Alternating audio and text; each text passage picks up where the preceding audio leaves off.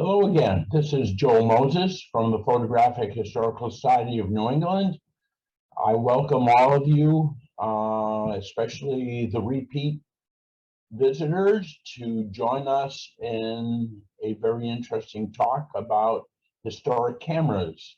For those of you who are not yet members of PHSNE, please consider joining. Information is on our website, www.phsne.org. I will now turn over to Dana G., who is our program coordinator, and she will introduce our speaker for this evening. Thank you very much and welcome. Thanks, Joel. Hi, I'm Dana G. I'm here to present our speaker tonight. And before I do, just a few Zoom notes. The active screen is being recorded for YouTube. The link will be posted, usually a few days afterwards. This talk is best viewed in speaker view. If you go to the top right corner of your screen, you can toggle back and forth between speaker view and gallery view. So I recommend keeping it in speaker view for Vlad's presentation, and then gallery view is great for the end when we're all socializing. Please stay muted during the presentation. What I would like to recommend is that you type your questions as we go. Oh, volume. Can you hear me better now, Ben? Yeah, Dana, it's about what we were talking about before. It's a little quiet, but I think it's, okay. It's audible. Sorry, I'll speak up, but please enter your questions in the chat screen down at the bottom center, addressed to everyone so that we can all see them, and I will relay those questions to Vlad at the end of the presentation. If you have technical problems, you can type them in there too. We'll do our best to respond. And let me introduce Vladimir Khazan, our speaker tonight. He is a PHSNE member. He's going to present a history of Zeiss Ikon up to 1945 and share some of his Zeiss collection. Vlad's love of photography began when his father returned from World War II with an Ikonta 4.5 by 6. At age 10, he was playing with the camera and broke it, and he was not allowed to touch the modern SLR that replaced it without his father's supervision. It was torture, he writes, but not for long. His father taught him how to use the new camera, and when he got his Zorky for his 12th birthday, he was ready to accept full responsibility for family photographic chronicles. And Vlad is now going to tell you more about the people behind the technology, which spans 1846 to 1945. Take it away, Vlad. Hello, everybody. I am Vladimir Khazan, and I'm happy to talk to everyone, to the entire PHSNE community. Today, the topic will be the history of Zeiss Ikon, not the entire history, because it's not over yet. We will stop at 1945, and we'll start at 1846. So that's it. Let us begin. So this is the presentation, and this presentation is going to be dedicated to my father, Dr. Pierre Khazan, who taught me a lot of things, and one of the things was photography, and he introduced me, as Dana said, to this wonderful camera, which was Zeiss Ikon 4.5 by 6. Was a viewfinder, not even rangefinder, but I had a lot of fun with it. Too much fun, probably, because I broke it, being 10. So let us begin. Oops, that's not the slide that, no, it's not. Sorry, something happened. No. Oh yeah, yeah, yeah. Okay. Okay. Sorry about this. It was the correct slide.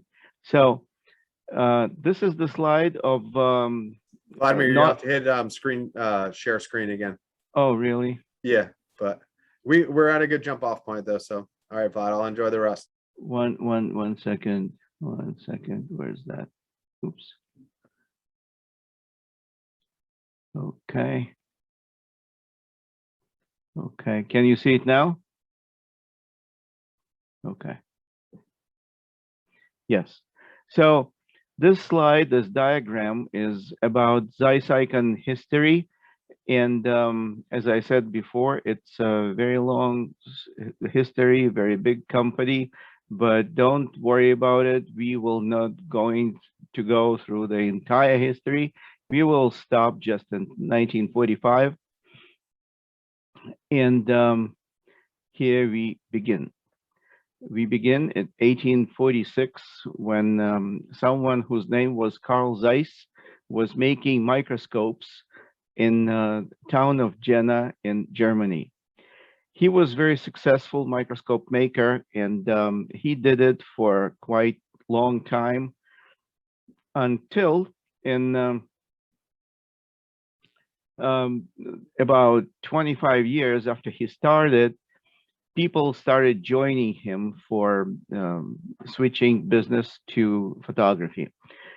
On this slide, you can see his workshop, his first workshop. You can see that Carl Zeiss name on the wall. And this picture is also very interesting because of this person. It's almost a person. It's not fully person. It's a half a person. It's a shadow. I think what happened there was this guy was looking at the photographer while the photographer was setting up, and finally he got bored and left. But he was long enough in the space, so his shadow still exists on this slide. People who joined Carl Zeiss were physicist Ernst Abbe and glass technologist Otto Schott. They joined him in 1872, and they switched the business from microscopes to cameras. Photography was a very new business those days. Remember, 1839 was the year when Monsieur Daguerre made his famous speech at the French Academy of Sciences, giving photography as to the entire world as a free gift. So 1846, 1872, very close to those days. And they made friends, they were partners, but unfortunately in 1888, Carl Zeiss passed away, and his best friend, Ernst Abbe, took the company in his hands. He recreated the company and named it after his friend and partner, Carl Zeiss, and continued to developing the company. He joined Camera Work Palmus to the company, and Carl Zeiss created a photographic product subsidiary, right? That was ICA, International Camera Gesellschaft, and this kind of cameras they were producing.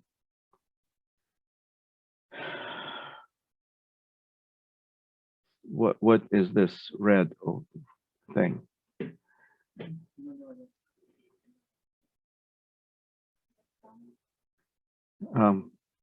Something is on the screen. Can everybody see this red line?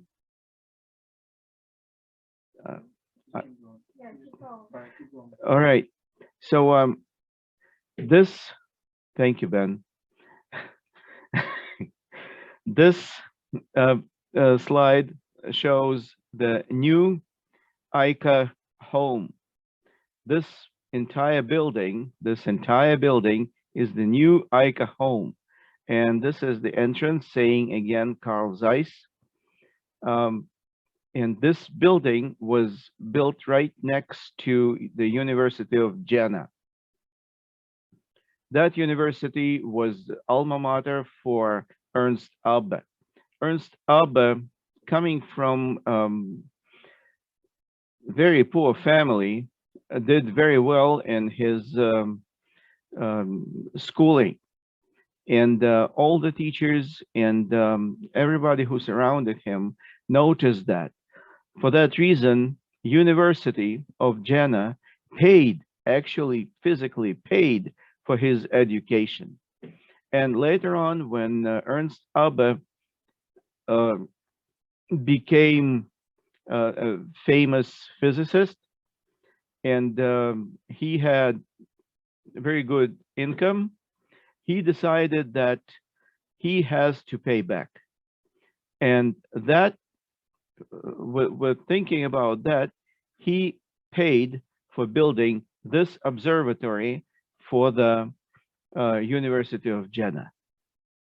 That's the history behind this building and observatory. But by 1914, Carl Zeiss became the world's largest camera building company, and they were looking for a director. And this, as you can see, one other person is being added on the left side of my screen, and that person is Emanuel Goldberg. Emanuel Goldberg was hired as a director for biggest camera maker in the entire world.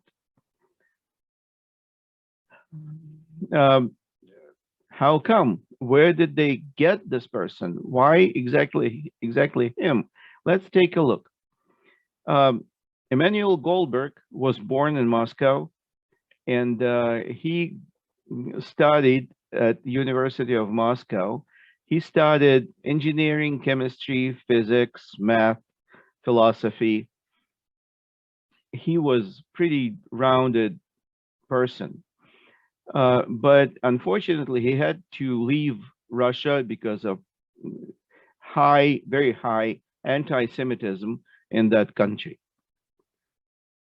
And he left to Germany.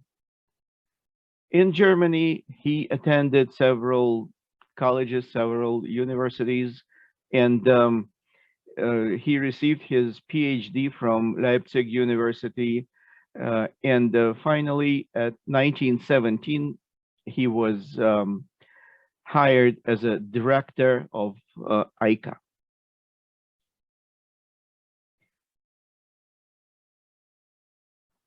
Then in 1926, ICA joined with the 3 other camera makers and to form what?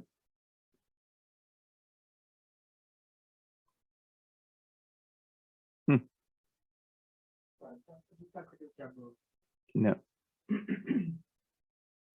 To form Zeiss Ikon. Okay.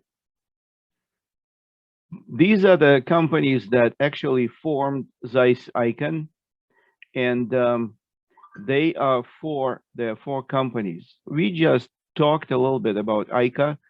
The other companies were Contessa Natel, led by Dr. Nagel, company Ernemann, led by Heinrich Ernemann, and company Gers, led by Karl Paul Gers. Let's talk about each company that made Zeiss Ikon. What kind of companies were they? Why they joined? Well, why they joined, there's one general reason for that. It was financial situation in the country, in Germany, after World War One. Everybody was very close to bankrupt, and some companies just disappeared, and some other companies decided to join their efforts in order to survive. So this decision was made by these four companies, and they formed Zeiss Ikon. Let's talk about the first one, which was led by Dr. Nagel. Dr. Nagel was a absolutely wonderful, very interesting person. He started as a camera designer, and later on he became the company became Contessa Camera Work. What's that, Contessa? Contessa is a camera that he created, and very soon after that, he bought another company, Nagel, and for that reason, his camera, Contessa, started carrying the name Contessa Nagel. I have to switch. Oh my God.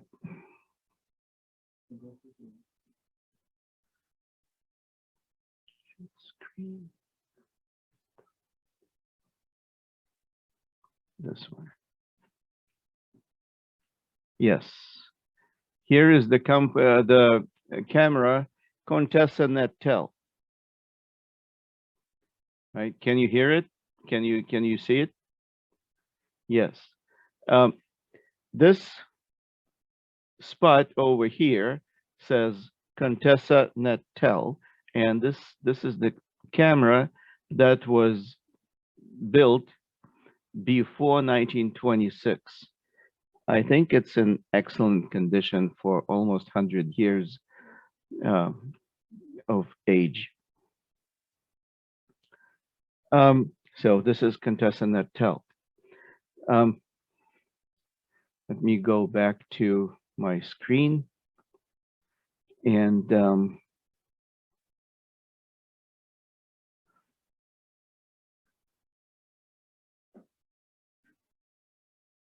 this is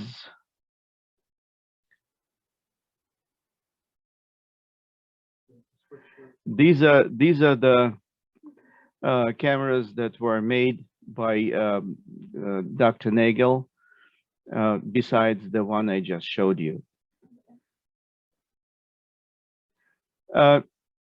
In 1928, Dr. Nagel already left Zeiss Ikon.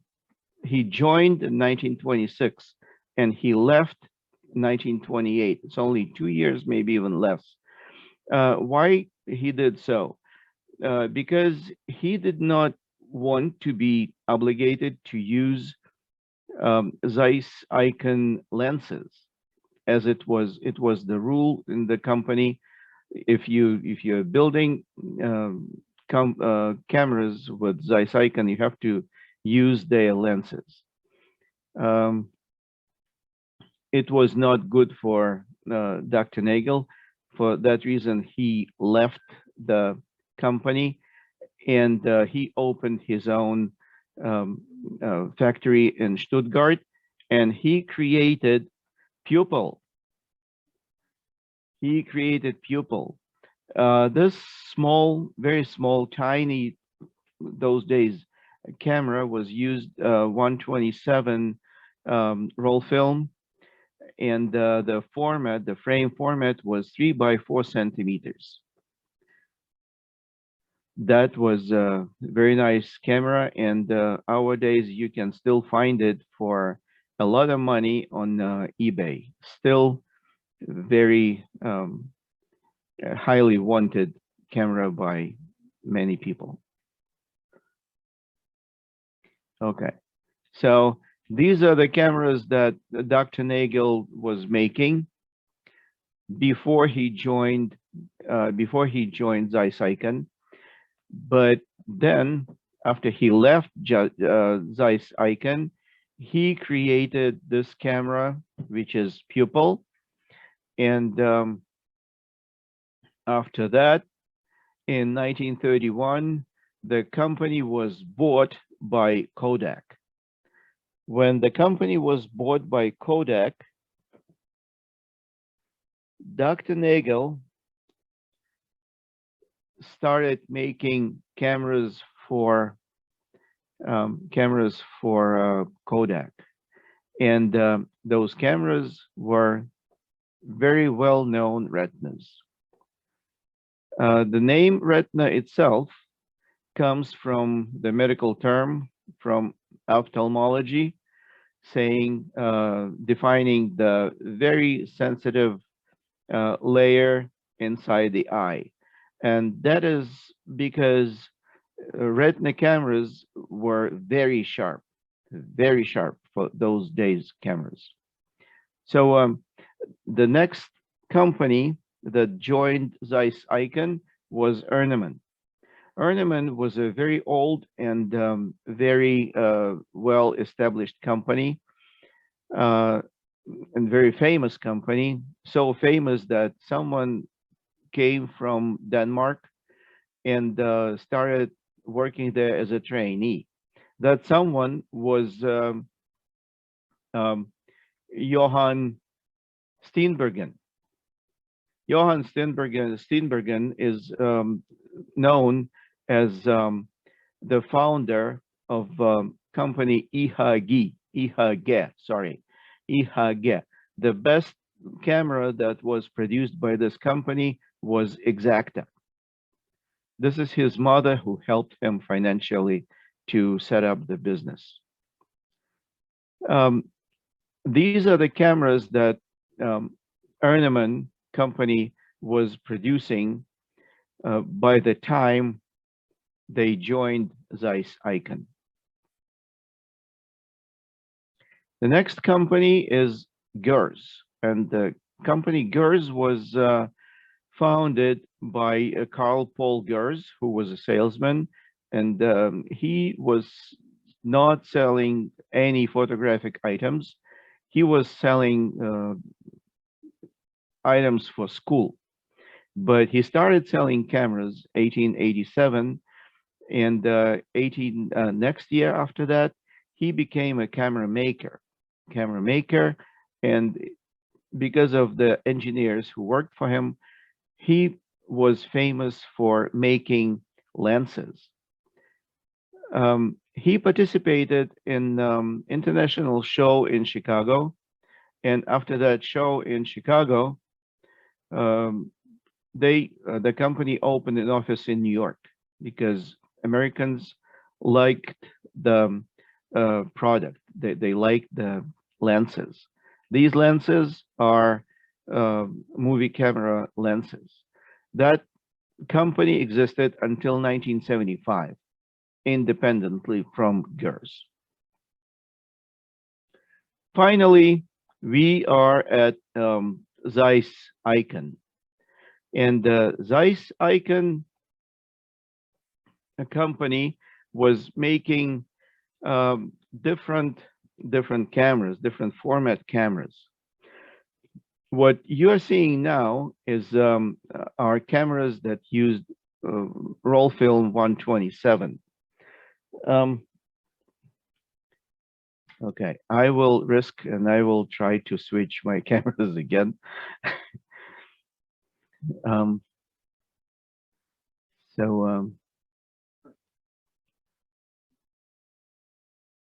Where is that? Stop video. Here we go. No, I switched back. This one. Okay, so this is the camera, the baby box. I will bring my camera close to it. This is a baby box, and you can, or you cannot.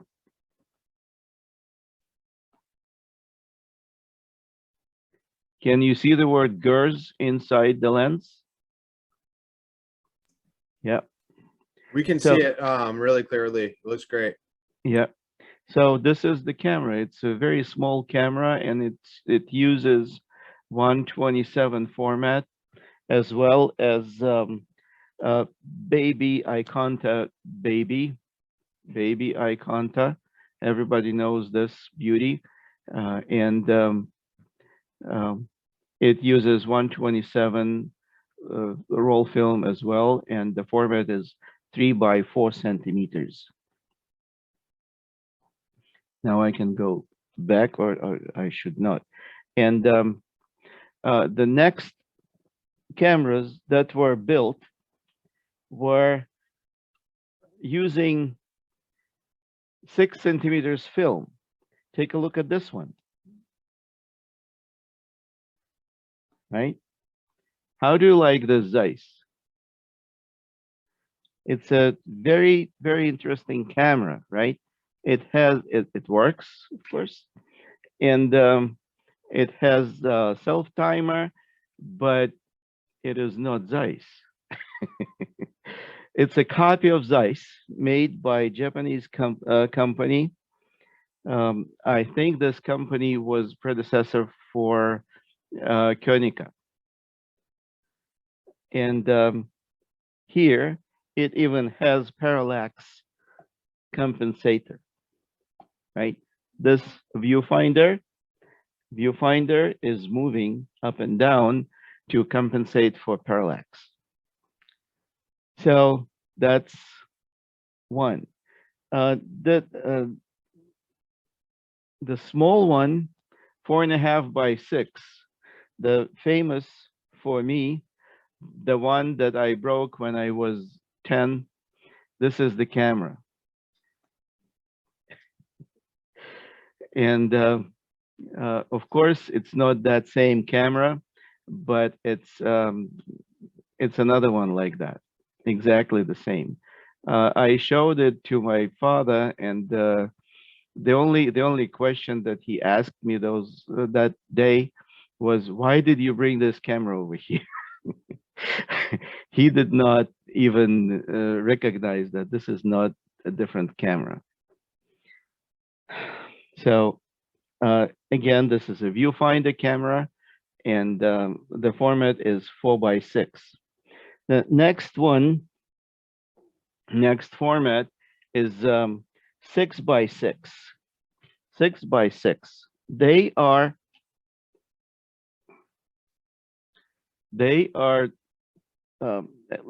look the same, but they're different because they have different lenses. One has Tessar, the other one has Novar. The Tessar, of course, is faster than Novar. Everybody knows that, but from the outside, they look practically the same. Cannot tell the difference, right? And this one is even older than that. This is Ikonta 6 by 9. 6 by 9. Again, it's still clicking. Can you hear that? And this is Ikonta 6 by 9.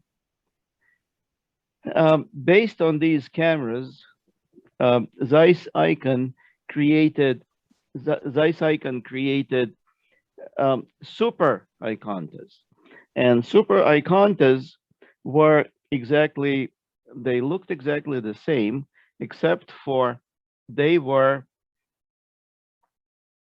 rangefinders, and very interesting design. As you can see, the front element that is mounted on the lens, nobody else had this design. It belonged to this little piece belongs to the rangefinder. This camera is 4.5 by 6 Supraeconta. Supraeconta. And this is another Zeiss 6 by 9, right? It looks like Zeiss, it feels like Zeiss, it works like Zeiss, but it's not Zeiss. What is it? The camera is called, can you see that?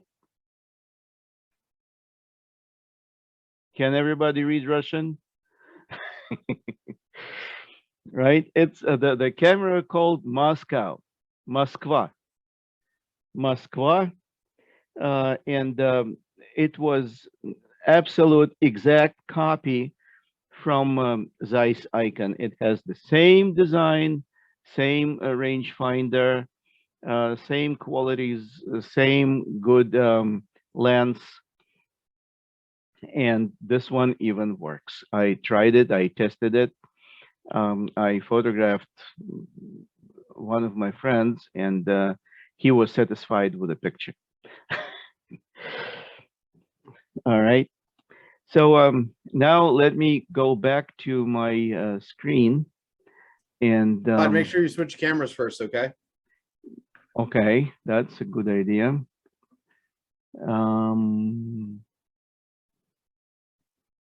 I have to switch cameras, so stop video.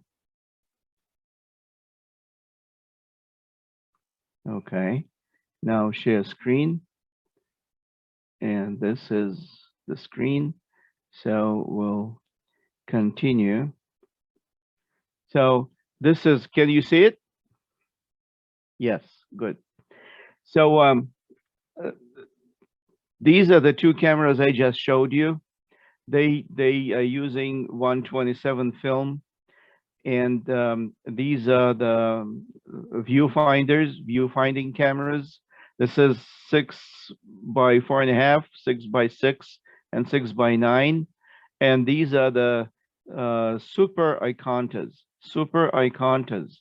right? They look about the same, except for this front element that belongs to the rangefinder. On this slide, you can see the actual explanation of what I just said, that Supraecontas were built based on regular Ikontas, which were viewfinders. And later on, in 1937, Zeiss changed the catalog numbers, and instead of having 530, 531, they instead of having A, C, and B, they discontinued D. They had 531, 532. So there was no big significant changes in design until early 50s, right? Another wonderful camera that was designed by Zeiss Ikon was Contax. The name came from Contessa, and this camera was built to compete with Leica. As everybody knows, it is very difficult to load the film in Leica because you have to go from the bottom, and you have to be very well trained to do it from the first time, right? Some people cannot do it. For that reason, in Contax, the entire back cover was removable, and it was very easy to load the film into the camera.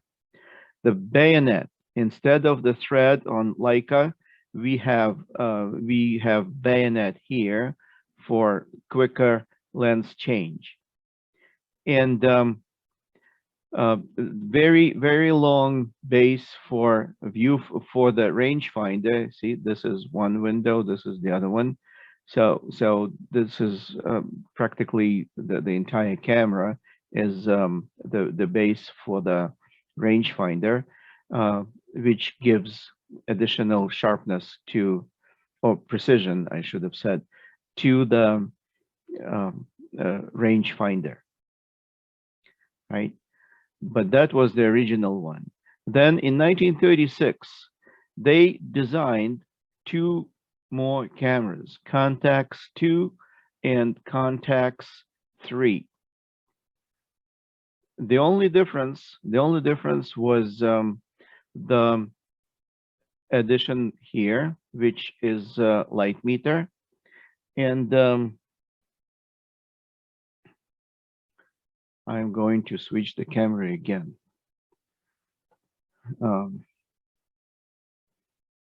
Something. Okay. Is it this? Yes. So you can see this camera.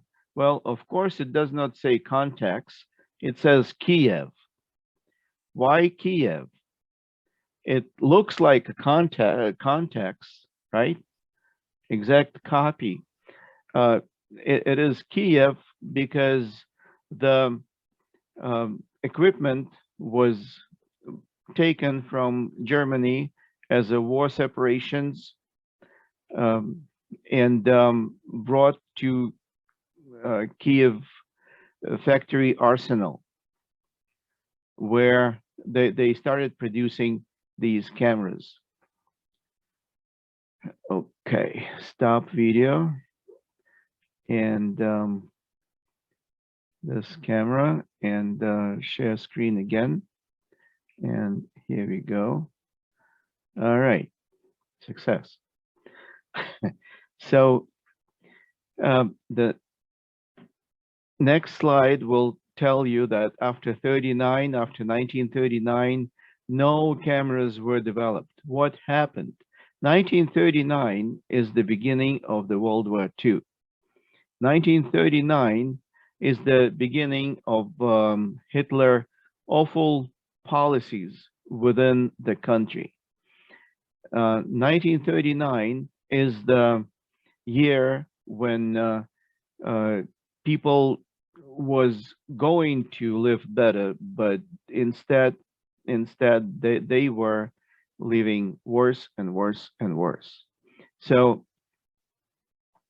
this slide shows you how Kiev and Contax are the same, right? As part of the World War II reparations, the Soviet Army took the equipment from Contax, from Zeiss Ikon, and brought to Soviet Union after the war. Of course, it was done after the war. This slide shows you the darker side of the story with the Zeiss Ikon. When Hitler came to power in Germany, he started promoting his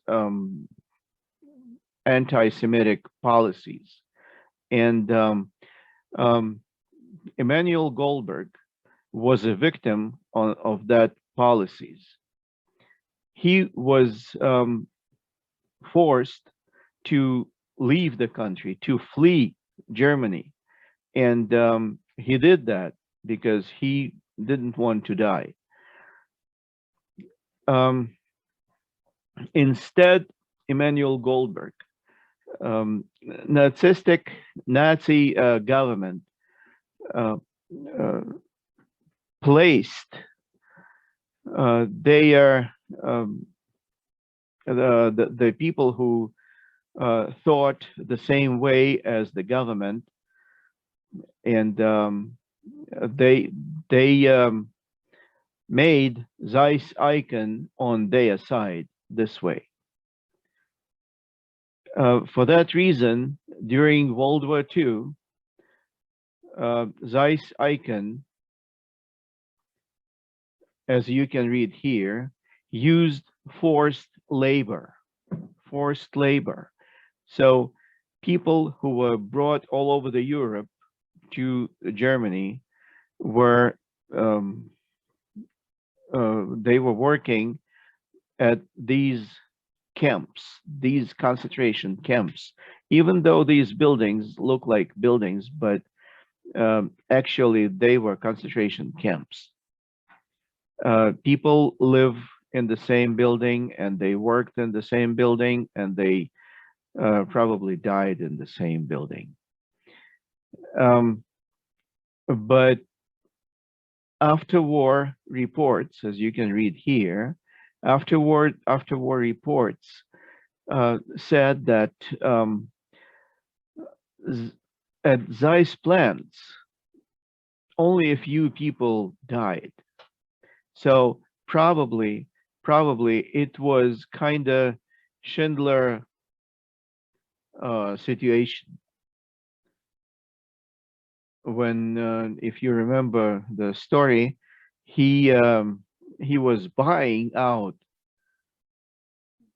people from concentration camps and kind of sold them to the manufacturers, saying that only children's hand can go inside the shell to polish it to the necessary degree. And that was his argument to save people. I think this is the same what happened here with Zeiss Ikon. Okay, but in 1945, after Germany capitulated, yeah, the Zeiss Ikon was separated into two businesses. Zeiss in West and Carl Zeiss Jena Combinate in German Democratic Republic. So this is what happened. They were selling products from west to east under the name Opton, and from east to west under the name Zeiss Jena. I have a very good, very interesting camera here in front of me. I'm afraid to switch the camera again, but I have to.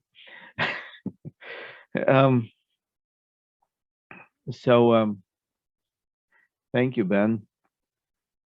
Where's my, okay, this one? Yes. This is the camera that was made by Eastern company Zeiss. It's I'm not sure if you can read the name. It's Pentagon 6. Pentagon 6 has uses wide film. It's 6x6 format camera, and this one is in very good condition. I got it as a gift from my son, and it works, of course, and we even photographed with it. It's a wonderful camera in excellent condition. All right, and another one, Praktica, famous Praktica, that was built by Eastern company, Eastern Zeiss company as well. Yeah, I think it, oh, I have to, yeah, it clicks too.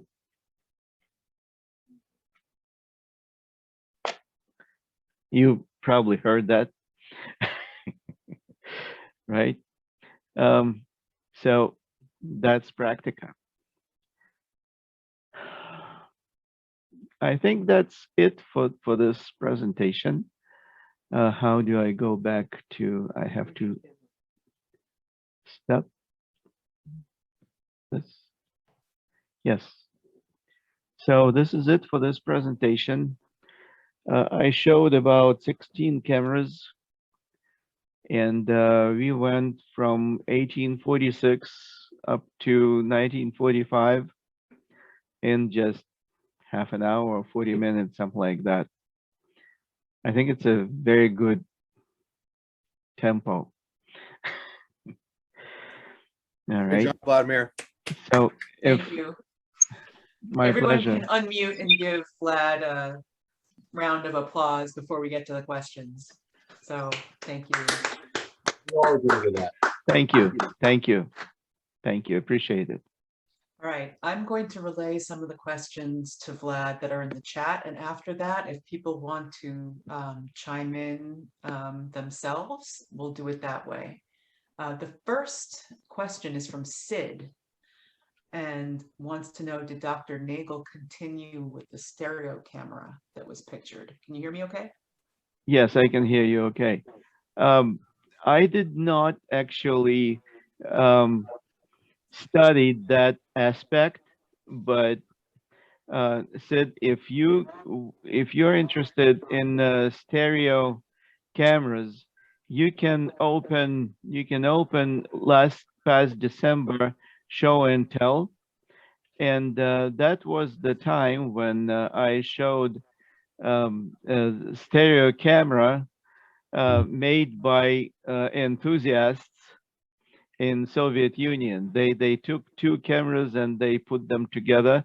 It was done because in Soviet Union they did not have lately, before they did, because they did not have actually stereo camera.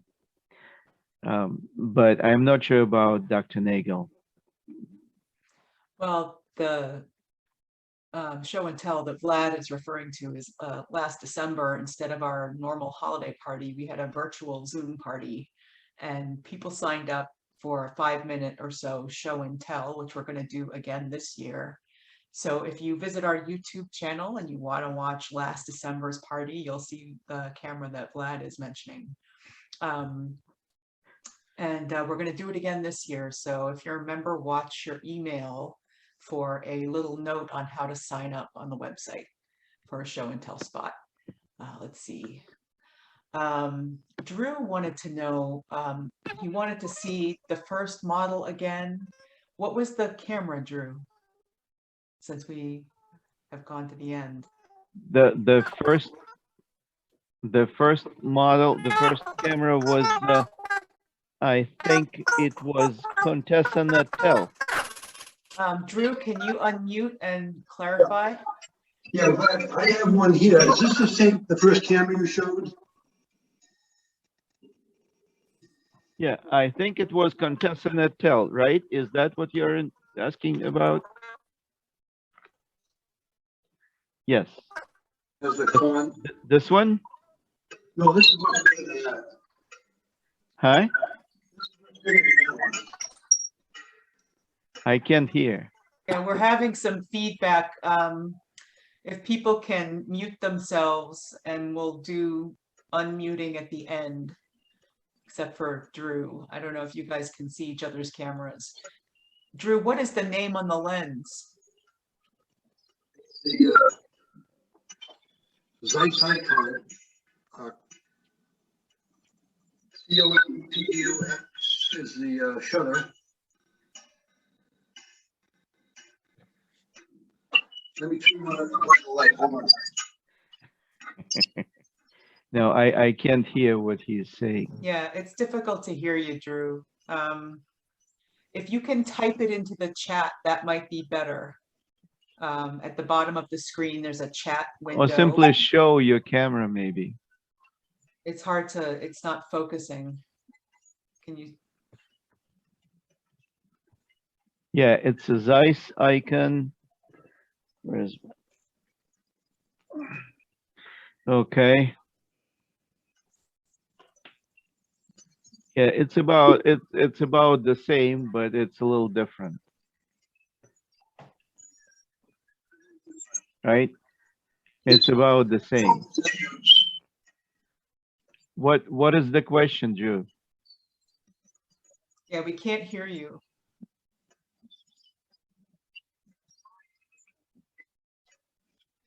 Drew, if you type it into the chat, we'll go back to it. There's one more question here from Sid. Sid is asking, why were the East German Practica such poor quality, assembly or material? It's kind of too late to evaluate, I would say. Right? And actually, later models were pretty good, pretty well built, except for one situation. Once my friend and I went to photograph, and he had his Practica, modern, brand new Practica, and I had my old Zenit with me, and yeah, his Practica shut up. Yeah. Right. So I continued myself, and finally I gave him the film. But most of those cameras were good, and I don't understand why you're saying they're so poor built. Maybe you just did not have good experience with Practicas. No, in fact, I had pretty good experience, and many of my classmates in high school, it was one of the affordable cameras of the early 60s. You could buy the Pentacon and the Practicas. And I mean, they were just, I don't know if it was the lack of knowledge by the East Germans.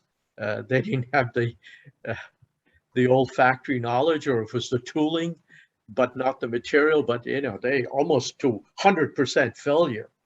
Yeah, that's wow. Those cameras that were imported into Soviet Union worked well. Maybe it's something between German Democratic Republic and United States government. There was something.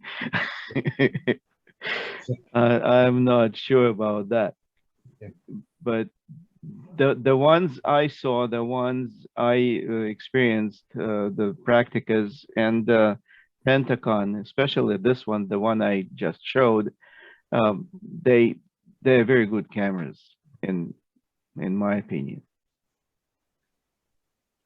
I think Drew's question was what size was the film for that particular model? 120, 6 by 9 centimeters. Joel has a question. Can you comment on the Novar and astigmat lenses? They take second place to the Tessars, but have given him good results. Yes, Novar is next good after Tessar. The only difference is the speed. Tessar is faster than Novar usually. That's the only reason why that they are taking second role. Just a few more questions. The folders versus the box cameras. How were they marketed to different audiences? Questions, and then they're going to open it up. This.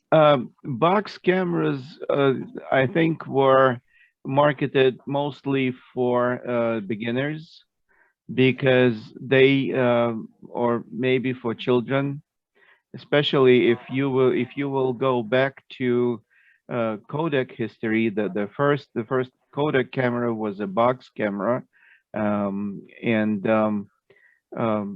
they were even boxed. I'm sorry for this. Boxed cameras were boxed into boxes with the funny little fairies, little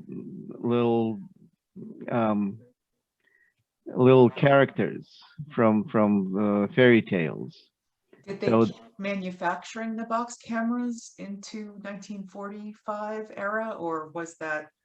Yeah, they manufactured in the United States, they manufactured box cameras that late, I think even up to 60s, if I'm not mistaken. Let's see, Jack Billington, did you have a question? Do you want to unmute? It's not a question. I have a show and tell. Can you see this on my lap? It's very Yes. heavy.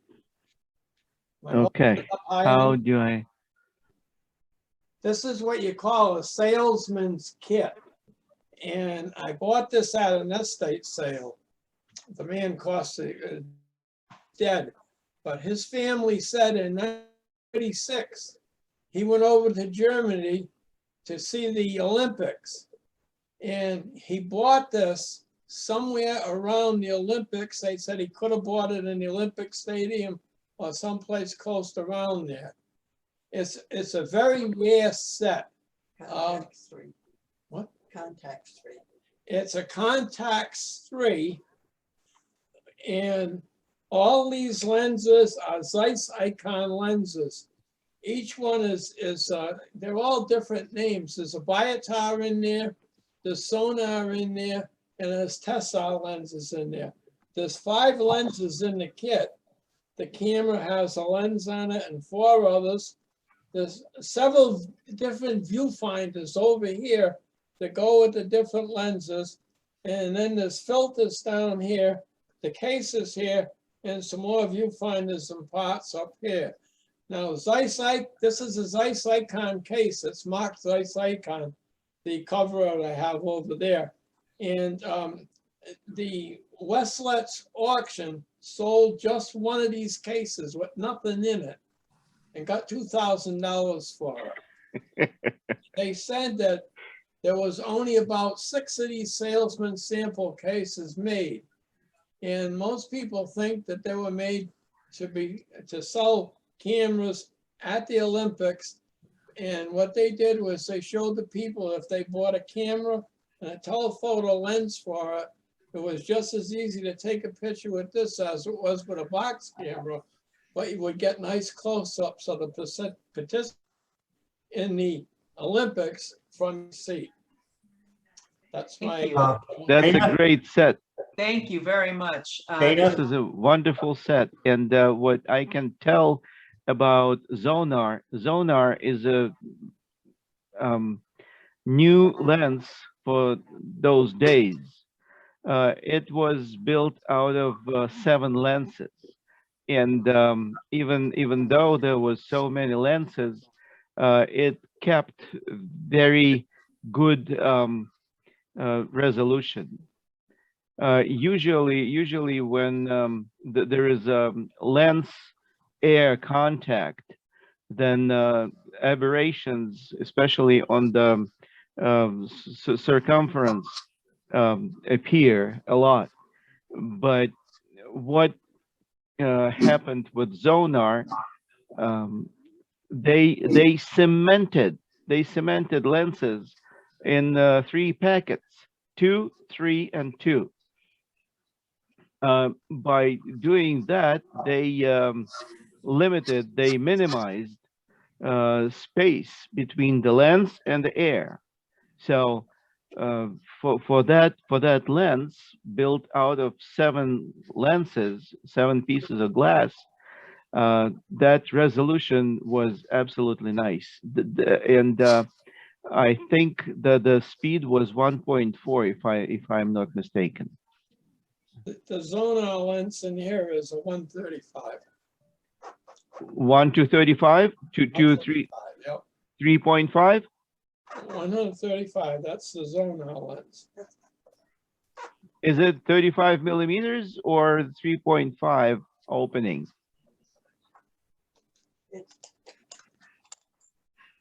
Oh no, that's a different Zonar.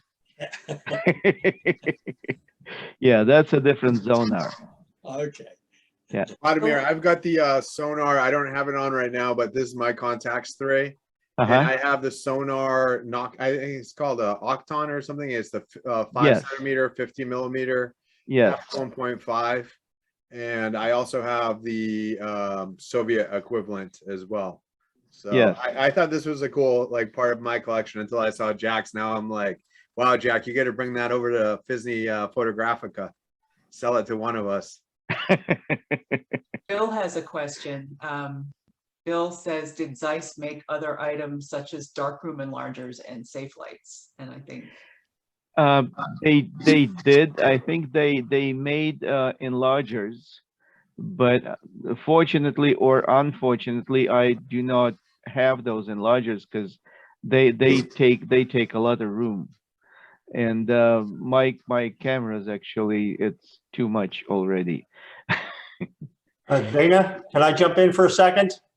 sure. Yeah, Vlad, I thought, I found it interesting that the photograph that they used in the snapshot of Carl Zeiss standing next to a table, and hopefully you can see this safe light. This is a Zeiss kerosene safe light. Wow. Just a minute. I have to switch because I was remove pin. Okay, now I You read see. it now? Yes, I can see now. I've What had this is for- it again? It's a safe light, kerosene Okay. safe light. I'll back it up so you can see the whole thing. Okay. It looks very similar to the one that's sitting on the table next to that photograph of Carl Zeiss. Uh-huh. I just thought you might find it interesting. I've had this for about 25 years. Wow. So, It is interesting. but it's the only one I've ever seen.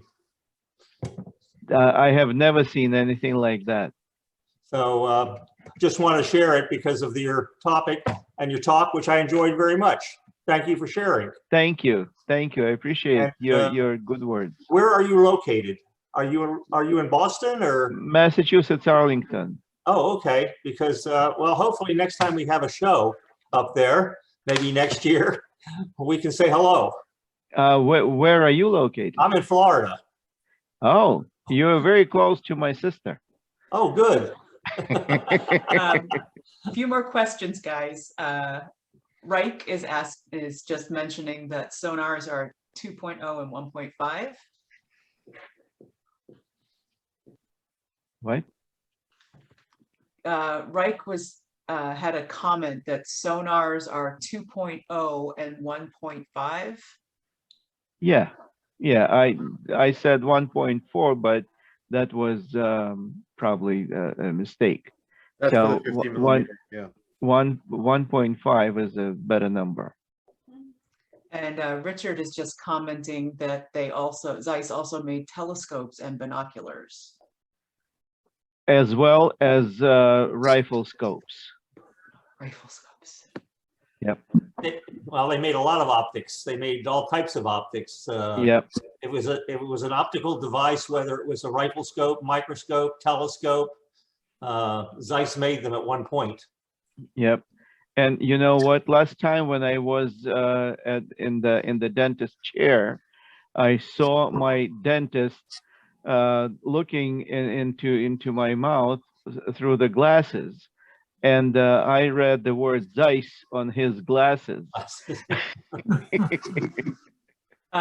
There's one question I just wanted to ask. Of these cameras, how many are you still using, and what format do you prefer the most? What size? You asking me, Dana, or someone else? Yes. Okay. So what I'm using is this Pentacon. What else I'm using is this Zeiss Supraeconta 4.5 by 6.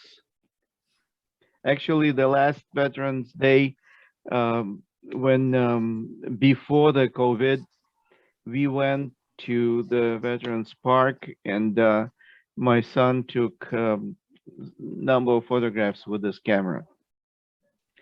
Okay, but I do not use, well, I used this copy Moscow, right? I use this one, but this is 6 by 9.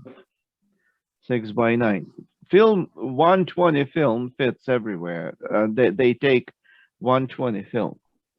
And I also used this contacts.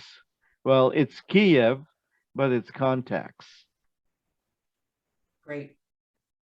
right? I know that next Photographica, hopefully, we will have many of these cameras making the rounds, and people can pick them up and feel them in their hands and Yeah, take a look through. And this was fascinating, Vlad. Thank you so much. that's a wonderful feeling to have those cameras in your hands. Yeah. Quick question, Thank you. Dana, do they have a date for the next possible Photographica? Things are still pending as far as I know. Okay. Ben, have you talked to anyone about that, or Joel? No, I've been going to those shows for about 5 years, so I'm on the mailing list, let's say. Here's the story. We have a reservation at the Newton North High School for April.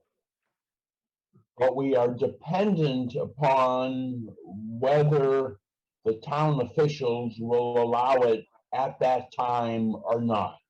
And you said April of next year? April of 2022. 2022. Yes. Okay. And I believe, but don't hold me to it off the top of my head, it's the third week or the third weekend, Okay. but I don't have the precise. And again, we're dependent on whether or not They the let you have it. town will allow people to gather in those numbers. And Thanks. it also depended on whether my wife would let me mingle with a bunch of strangers. Same here. But now looking forward to it. Miss going, seeing all my friends. Yeah, same here. Sure. Yeah, well, we're all looking forward to it, and I really hope that we can pull it off in April. Who knows? I may be downsizing my collection by then, and this Zeiss safe light may show up at the next show. Great. How are we doing Yeah. for time, Ben? I think we're doing well. I think we usually try to stop at 8:45. So if we want to stay on for 5 more minutes, I think it would be a good opportunity if anyone had any business to share.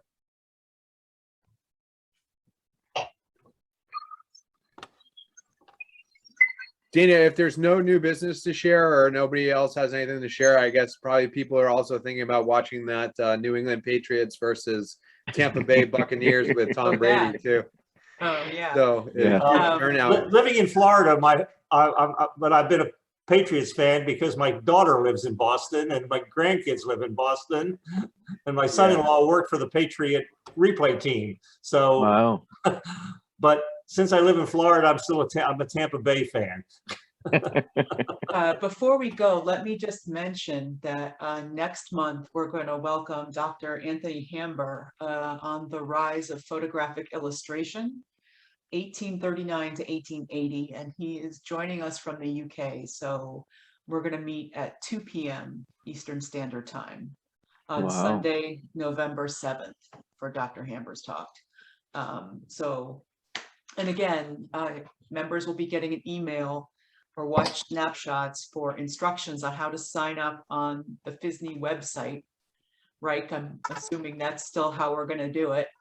For the 5-minute slots for show and tells, cameras, equipment, other items of interest in December.